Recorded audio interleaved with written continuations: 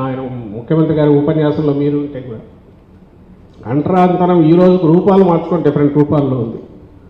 దాన్ని బ్రేక్ చేయాలి. అంటరాంతరం వివిధ రూపాల్లో ఉండి పేదలకు అందుబాటులో లేకుండా ఏ సౌకర్యం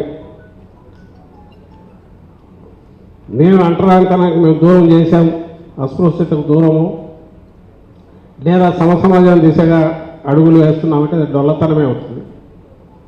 అట్లా కాదు. వీళ్ళు అడుగుపెట్టిన విద్యాలయం కానీ ఆసుపత్రి కానీ లేదా వాళ్ళు నేను ఇంతకుముందు అన్నట్టు తమ జీవితాలను తమ సొంతంగా తాము నిర్దేశించుకునేట్టు బతకగలిగడానికి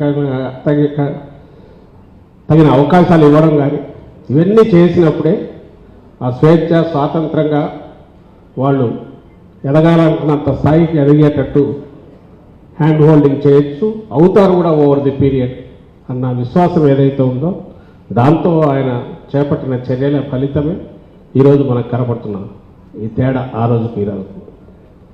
సో ఇవన్నీ మీరు గమనించాల్సిందిగా కోరుతూ చైతన్యవంతులైన అధికారులుగా మీరు కింద జనంలోకి తీసుకెళ్లాల్సిందిగా కోరుతూ మీ సమస్యలకు సంబంధించి రెగ్యులర్ నాయకులు ముఖ్యంగా సునీల్ కానీ రమణ కానీ వీళ్ళు టచ్లో ఉంటున్నారు. అరుణ్ కూడా తీసుకొస్తున్నాడు.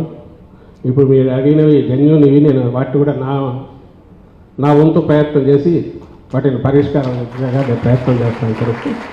I wish you all the best. మీరు మీ కుటుంబాలు బాగుండాలి.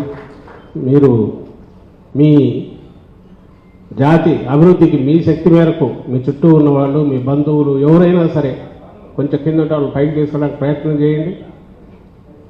అలా చేయడం ద్వారా జగన్మోహన్ రెడ్డి గారు తలపెట్టిన యజ్ఞంలో మీరు కూడా పార్టిసిపేట్ కానీ నేను కోరుతూ సెలవు తీసుకుంటున్నాను. I wish you all the best.